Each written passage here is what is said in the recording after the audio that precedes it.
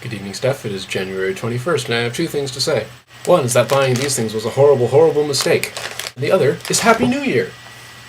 The Chinese version. That said, my love, it might not be such a happy year for you, given that you have apparently missed a video. Of course, to anyone who has seen more than just this video, that would mean that a punishment has been incurred.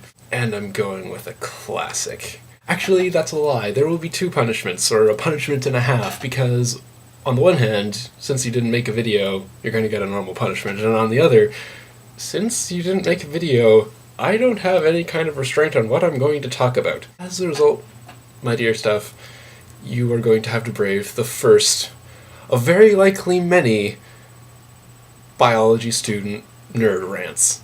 For those of you who do not know, I am, yes, a bio major at the fine institution of Mount Allison University, and I'm slightly passionate about the subject, though I'm going to be kind to Stephanie and everyone and not make one of my all-too-common nerd rants about anything particularly boring.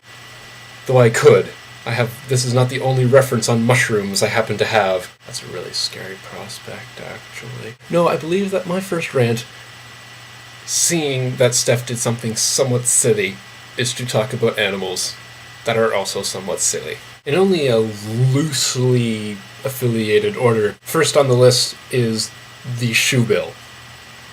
It's just all you need to do is look at it. Second on the list are armadillos, because in areas where they reside, they are the most common roadside fatality. Reason being that they jump directly into car bumpers. But the unfortunate side effect is that when you apply that to cars that would ordinarily pass right over them without causing them any harm whatsoever, it puts them squarely at radiator height. Third on the list is the panda. And yes, I know that everybody thinks they're adorable and they're fluffy and they're Asian and white and black all at the same time. But the fact is, pandas literally cannot have sex to save their own life. The pandas have been, as many people know, in this recovery program that China has been implementing and taking very seriously for decades.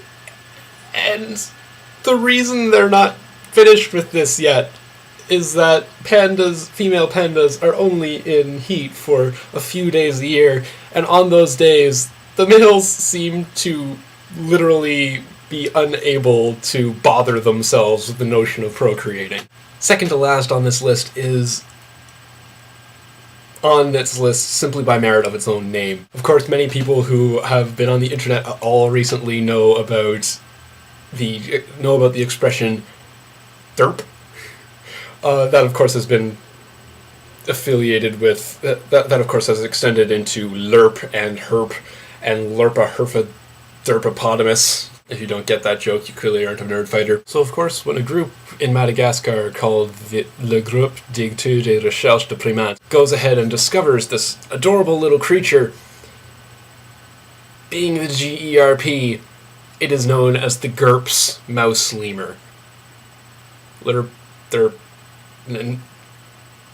Just no. Its Latin name is even Microcebus gurpi. This animal is immortalized as rhyming with a sound that is associated with stupidity. There are times like this when I wonder if culture shock is really such a good thing. Last, of course, on my list is man. And if I had to choose one reason, it's because they elected this guy twice. Really Facebooking. Facebooking aside, Steph, I hope you are enjoying yourself as much as I am with these, and I look forward to talking to you soon. Much love.